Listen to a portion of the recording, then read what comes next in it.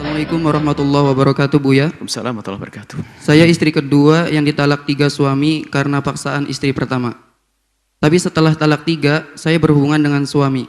Dan sekarang dari pertemuan terakhir itu, Buya, saya hamil. Dan mantan suami tidak mau bertanggung jawab sampai menuduh saya melakukan hubungan dengan orang lain. Hanya karena dia tahu masa lalu saya. Memang jujur, Buya, saya bukan wanita yang baik. Tapi saya wanita yang ingin menjadi lebih baik. Apa yang harus saya lakukan, Buya? Dan bagaimana saya menyikapi mantan suami saya yang tidak mengakui anaknya dan selalu menyalahkan saya? Dan bagaimana saya harus menyikapi istri dan keluarganya yang selalu menghina saya dan mendoakan akan saya yang tidak baik? Terima kasih, Buya, tolong pencerahannya.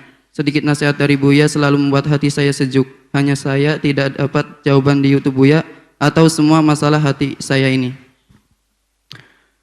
Anda sebagai istri yang kedua, di saat Anda mengambil keputusan untuk menjadi istri yang kedua, Anda harus tahu hal-hal yang mungkin sekali terjadi. Maka Anda harus punya bekal yang double, ketabahan, kesabaran, yang mungkin sekali anak-anaknya mungkin marah dengan Anda, istrinya juga marah dengan Anda. Dan ini harus ada dalam pandangan Anda, kemudian setelah itu Anda tabah. Maka di saat Anda bisa tabah, Anda akan sukses. Karena Anda menerima beliau adalah sebagai seorang yang memang tidak seutuhnya untuk Anda. Baik, kemudian atas tuntutan istri, Masya Allah, seorang istri apapun bentuknya, tidak diperkenankan menyuruh suaminya mencerai pasangannya atau istrinya yang lain. Itu dilarang. Kecuali sang suami sukarela atas, karena mungkin ketidakcocokan atau satu hal yang tidak bisa dilihat oleh siapapun. Tapi kalau memaksa tidak diperkenankan. Hukumnya adalah haram. Diperkenankan haram. Apalagi sampai kemudian menjatuhkan cerai 3. Kecuali sang suami memang punya pahaman atau sang istri yang kedua tidak layak karena mungkin fasik atau apa dan sebagainya. Ada tanda-tanda yang menjadi sebab boleh dicerai, lain cerita. Tapi tidak boleh siapapun ikut-ikut menyuruh mencerai. Karena ini diambil atas nama Allah. Nggak boleh main-main. Nggak boleh siapapun menyuruh mencerai, nggak boleh. Kemudian na'udzubillah, dan begitulah setan pandai. Setelah dicerai ternyata Anda berhubungan lagi setelah cerai 3 lagi. Sampai hamil. Nah ini adalah pembahasan para ulama mencerai. Bagaimana kalau sudah cerai? Kalau cerai 1, 2 jelas. Selagi masih di masa iddah. Selagi masa iddah. Maka hubungan suami istri yang dilakukan oleh seorang yang sudah mencerai di masa iddahnya, kebanyakan ulama, ada ulama yang mengatakan ini adalah kasus darurat, bukan ditiru. Karena dia menjalankannya dengan mau, maka itu dianggap sebagai rujuk. Dan setelah itu dianggap istri lagi, harus komitmen. Bukan mau menggauli saja setelah itu tidak menganggap. Tidak. Artinya seorang suami yang mencerai istri, selain madhab Syafi'i. Madhab Syafi'i tidak harus dengan ikrar aku rujuk.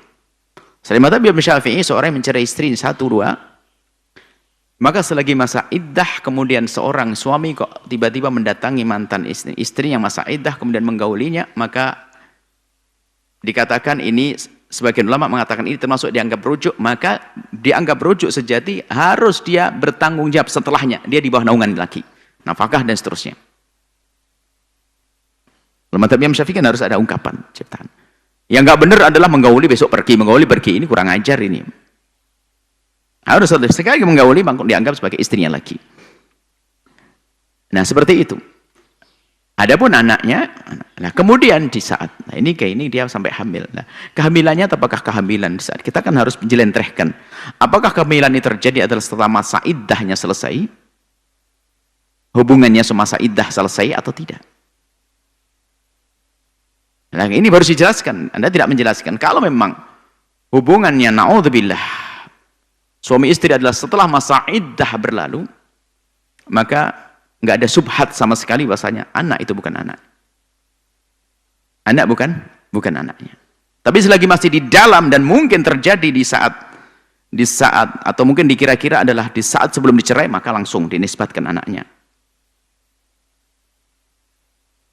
Kalau memang misalnya kan, makanya harus harinya kapan.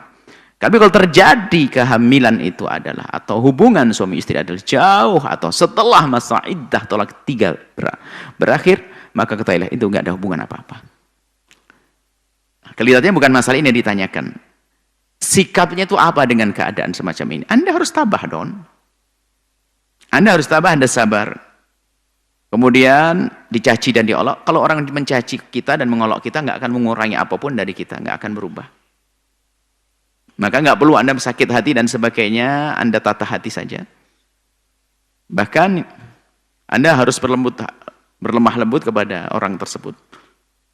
Nah ini kalau kami melihat justru ini barangkali yang menjadikan suami Anda lalu mengambil langkah mencerai. Karena apa? Ternyata Anda sensitif, tidak tabah, diolok ini. Akhirnya suami Anda jadi pusing. Kalau seandainya Anda, yang penting suamiku deh, suamiku nggak apa-apa. Biarpun istrimu, keluargamu mencaci saya, tidak. Mungkin dengan penuh ketabahan suamimu akan tabah. Ini pendidikan buat yang lainnya. Memang perlu ini ilmu tabah itu. Sebab memang sang istri pertama tentu ada kecemburuan. Mungkin juga ibundanya juga tidak terima dan seterusnya. Mungkin sekali ini semuanya. Apalagi dengan masyarakat yang belum terbiasa istilah poligami ini. Mungkin sekali ada kata-kata sumbang di sana, kata-kata yang miring di sana. Maka yang dibangun adalah ketabahan. Selagi Anda tambah, ada meyakinkan suami berani bertahan dengan Anda. Tapi kalau Anda sudah mulai Anda reaksi dan sebagainya, susah mempertahankan Anda. Karena apa? Di luar dugaan sang suami. Makanya berat bagi suami tersebut.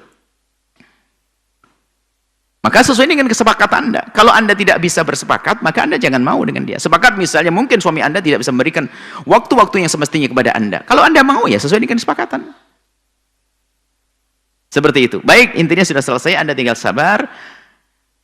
Kemudian kalau memang kita perlu jelaskan lagi, Anda ini kapan? Mungkin ini masalah kan ada anaknya ya, harus pastikan. Kalau seandainya di masa keluar iddah bukan anaknya, nggak sambung kepada laki-laki tersebut. Tapi kalau masih ada disambungkan, ini harus dibahas masalah. Karena ada masa iddah itu Anda untuk membersihkan rahim. Kalau masih masa iddah, hanya bedanya kalau sudah tolak 3 tidak akan bisa kembali lagi kecuali ada muhallil. Anda sudah menikah lagi dengan seorang laki-laki, kemudian seorang laki-laki itu mencerai Anda, kemudian Anda bertemu lagi dengan suami ini, boleh. Semoga Allah menjaga semuanya. Kalaupun harus berpisah terus, baik-baik, dan semoga Allah menjauhkan Anda dan semuanya dari zina. Lihat, ada yang halal, halal. Punya halal, halal, jaga yang halal. Yang belum, cari yang halal. Jangan melakukan kehinaan zina. Wallahu a'lam bishawab.